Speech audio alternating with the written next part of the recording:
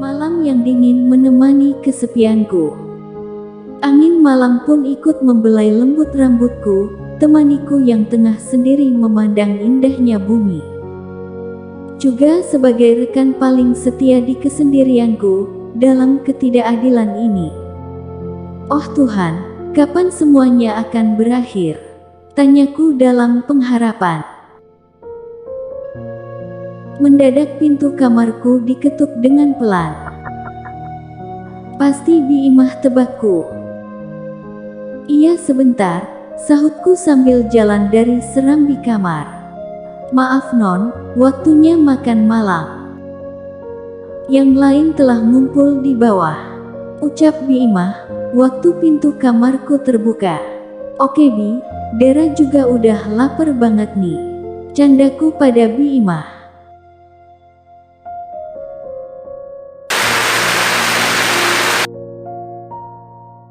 Bi Imah seorang yang merawatku mulai sejak lahir.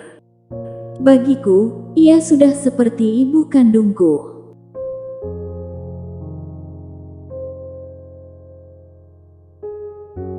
Di rumah, cuma Bi Imah yang peduli dengan keadaanku. Sewaktu aku sakit, cuma Bi Imah yang senantiasa menyiapkan obat untukku.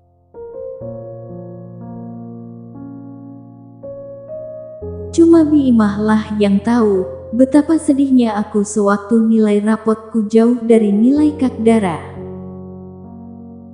Cuma ia yang tahu begitu aku ingin seperti Kak Dara, saudara kembarku.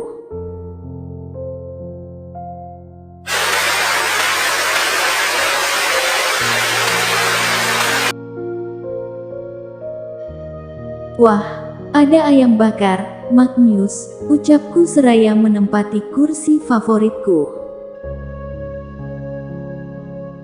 Dasar tidak sopan, sindir ayah padaku. Makanya, jangan suka nyerocos jadi cewek, timpal kakakku Virgo. Iya Dera, kamu duduk dahulu baru ngomong, kan ada ayah sama ibu di sini, tambah Kak Dara. Iya Dera, benar tuh kata Dara, sambung ibu. Oke, saya pergi. Silakan makan, ucapku dengan sinis. Aku pun bergegas naik menuju kamarku tanpa ada sedikit pun menyentuh makanan di meja makan. Walau sebenarnya mahku kambuh, serta terasa sangatlah perih. Namun lebih perih lagi saat merenung, bahwa aku tidak pernah memperoleh kasih sayang dari semua orang yang aku sayangi.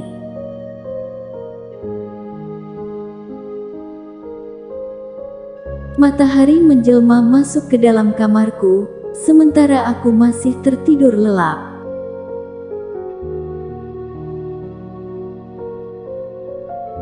Sampai aku terbangun lantaran silaunya cahaya yang menimpa mataku. Sudah pagi, ucapku pada diri sendiri.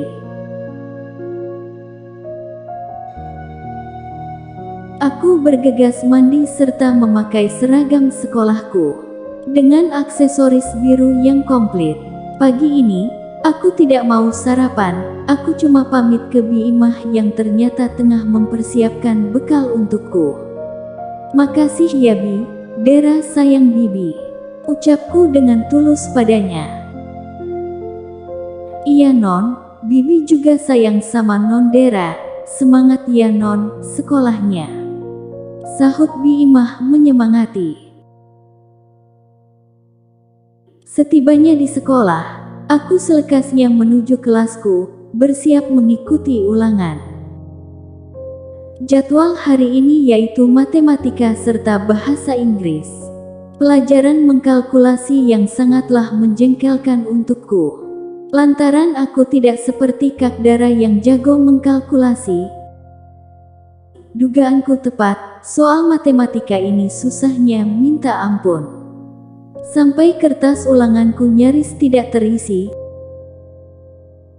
Beda kalau bahasa Inggris, inilah kehebatanku. Seluruh soal bisa kukerjakan dengan mudah.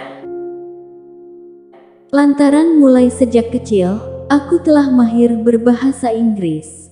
Seperti Om Frans dan Tante Siska yang semasa di Jakarta sangatlah menyayangiku, berbeda jauh dari orang tua kandungku sendiri.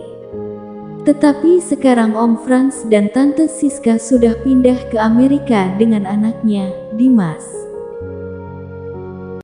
Waktu berputar begitu cepat, kini tiba waktunya pembagian hasil belajar siswa. Kebetulan, aku dan Kak Dara beda kelas dan sekolah. Aku masih di kelas 1 SMA, sedang Kak Dara sudah kelas 2. Ini semua dikarenakan aku pernah tidak naik kelas saat di sekolah dasar. Kak Dara ayah sekolahkan di sekolah favorit di Jakarta, sedang aku sekolah di SMA yang di dalamnya hanya siswa buangan dari sekolah lain. Lantaran nilaiku tidak sebaik nilai Kak Dara serta Kak Virgo, mereka mempunyai IQ yang lebih tinggi daripadaku.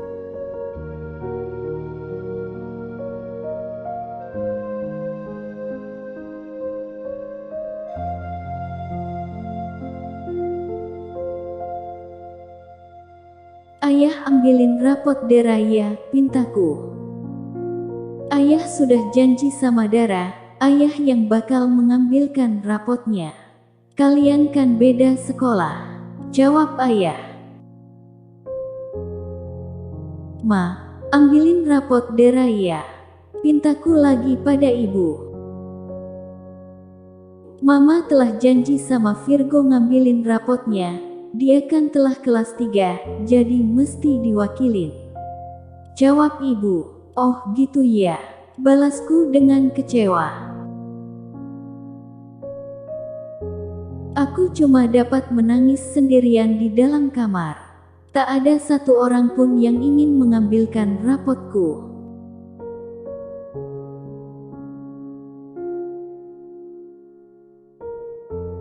Jalan paling akhir yaitu Bi Imah, sudah pasti Bi Imah bersedia mengambilkan rapotku.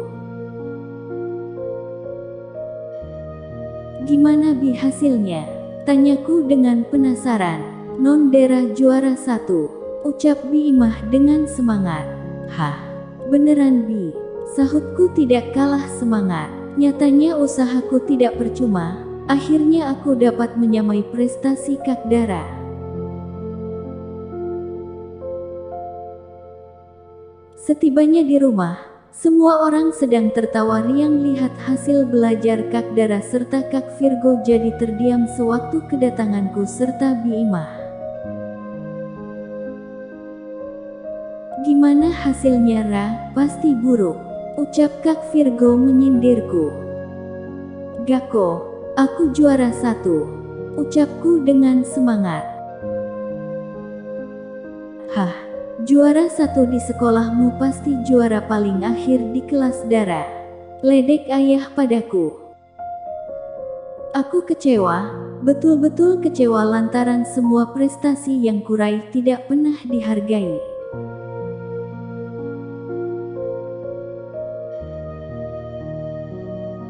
Dengan rasa kecewa, aku lari menuju kamarku, aku meresapi semua ketidakadilan ini. Aku tak keluar kamar sepanjang 2 hari pun tidak ada yang peduli, semua orang di rumah sibuk dengan pekerjaannya masing-masing.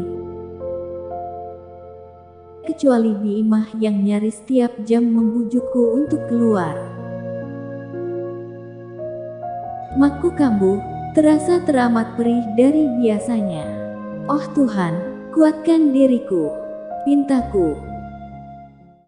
Di hari ketiga tindakan diamku di kamar, mendadak rumahku terdengar suara-suara orang yang sangatlah kukenal.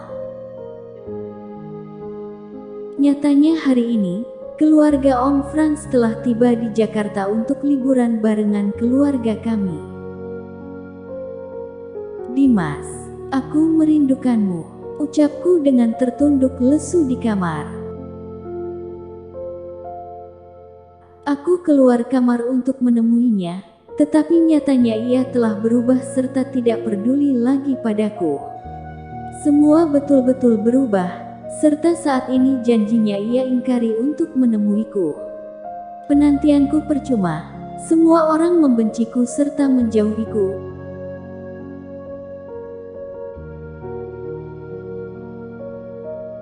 Aku sendirian di rumah, Bimah pulang ke kampung karena anaknya sakit.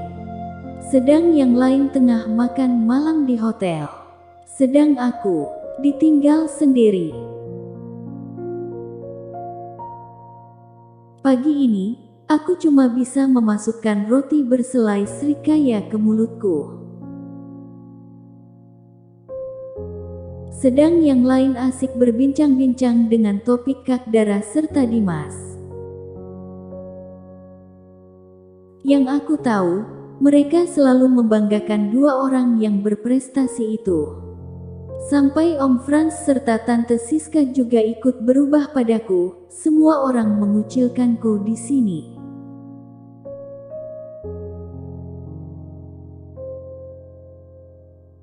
Setelah sarapan pagiku habis, aku selekasnya pamit menuju taman belakang yang ternyata di sana ada Kak Dara serta seorang yang sangatlah aku sayangi, Kak Dimas. Di sana, aku melihatnya memberi setangkai mawar pada Kak Dara. Ternyata mereka telah jadian. Kini baru aku tahu bahwa Kak Dimas sudah melupakanku.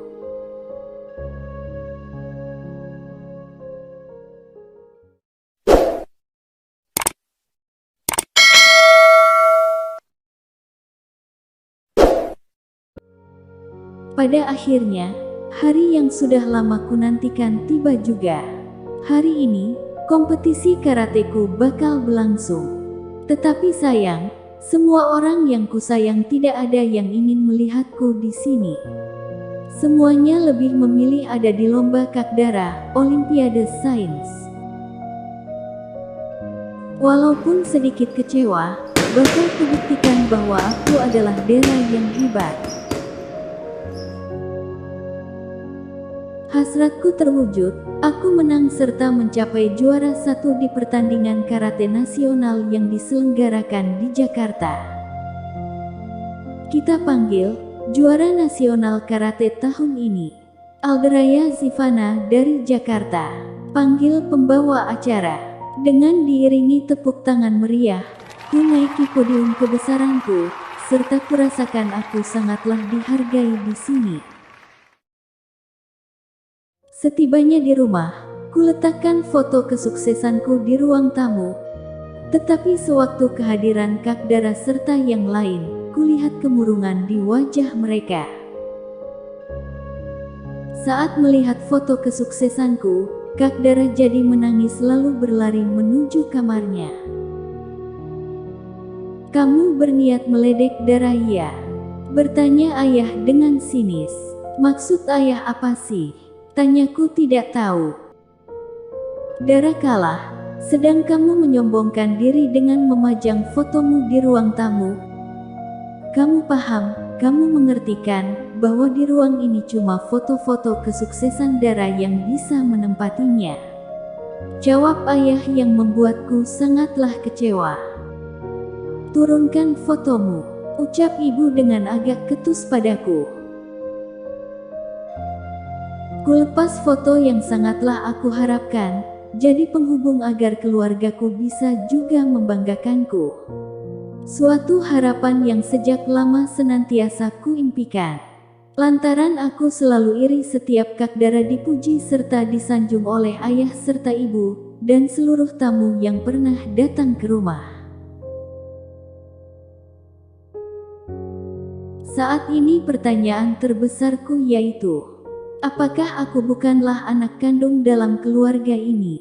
Pertanyaan yang tidak pernah terjawab oleh lisan, tetapi terjawab oleh perbuatan mereka padaku, seorang anak yang terus tersingkirkan oleh ketidakadilan. Hari demi hari bergulir, sejak dari hari itu, Kak Dara jadi seorang yang terpuruk.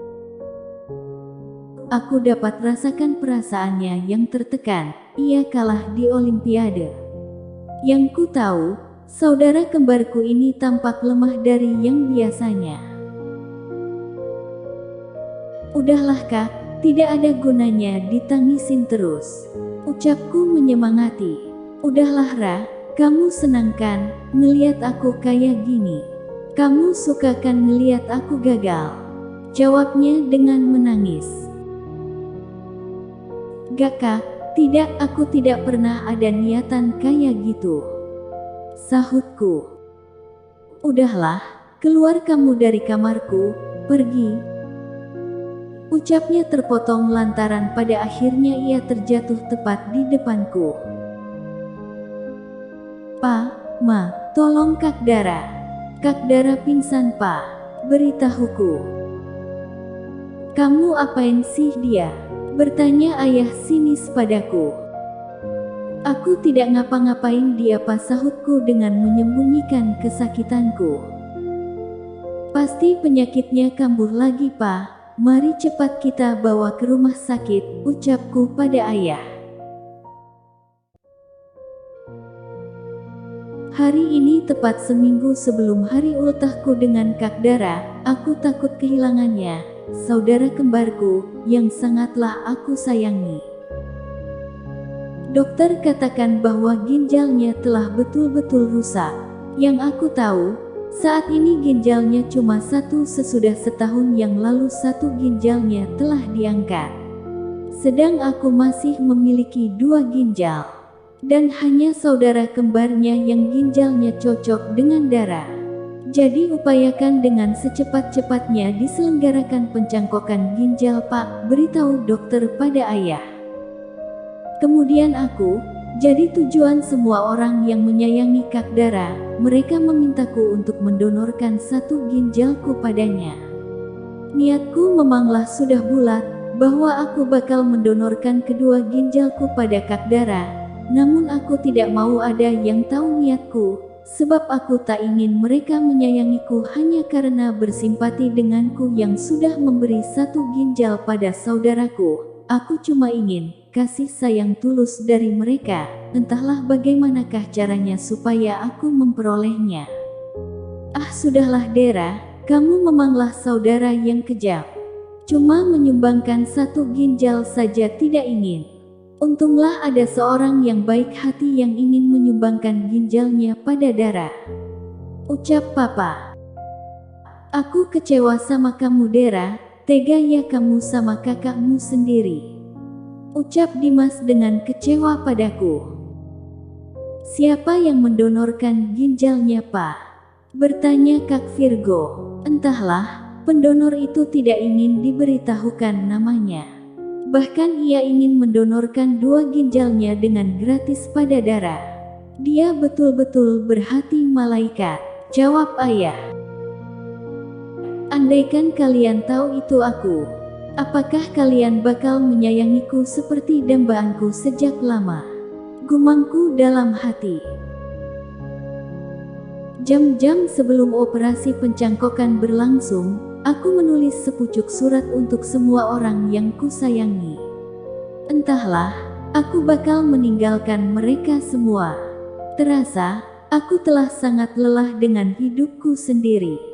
Setelah usai kutulis, surat itu kutitipkan pada Bima.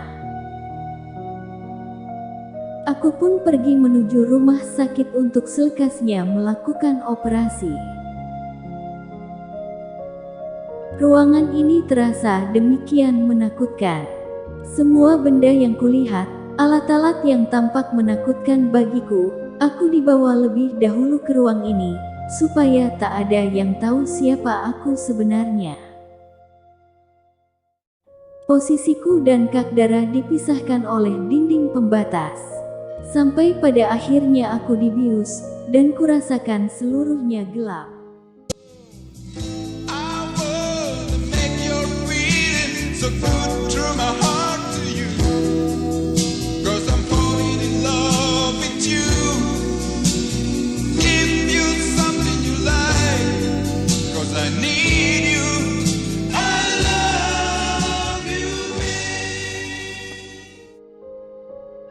Akhirnya kamu sembuh juga sayang.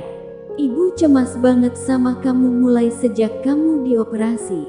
Untung ada pendonor yang baik hati itu, ucap Mama dengan penuh kasih sayang. Dan happy birthday Dara, ucap semua orang serentak. Makasih ya semuanya, Dara suka banget. Oh ya, Dara mana Ma? Tidak tahu mengapa Dara kepikiran dia terus. Hari ini kan hari ulang tahun kami, sahut Dara. Iya, kemana si Dara, Bi? Bertanya ibu pada Bi Imah. Sebentar Nyonya, jawab Bi Imah dengan lari menuju kamarnya. Bi Imah lalu kembali dengan membawa sepucuk surat. Ini surat dari Non Dara saat sebelum pergi, beritahu Bi Imah. Walaupun agak heran, Mama membacanya dengan agak keras. Untuk semua orang yang sangat Dara sayang, mungkin saja waktu kalian baca surat ini Dara tidak ada lagi di sini. Dara telah pergi ke tempat yang sangat jauh. Oh ya, bagaimana keadaan Kak Dara? Tidak sakit lagi kan? Mudah-mudahan ginjalku bisa membantunya untuk mencapai seluruh mimpi-mimpinya yang belum terwujud. Teruntuk Papa yang sangat Dara sayangi. Bagaimana Pak? Rumah kita telah tenang belum? Tidak ada lagi yang tidak sopan kan? Oh pasti tidak ada dong ya. Dara si pembuat onar, kan sudah tak ada lagi. Teruntuk Mama yang sangat-sangat kurindukan.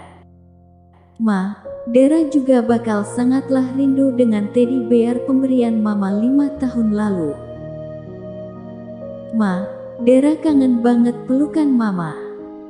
Dara selalu iri waktu Mama cuma mencium Kak Dara sewaktu ia tidur. Dara iri lihat Mama yang senantiasa menyemangati Kak Dara sewaktu ia tengah sedih.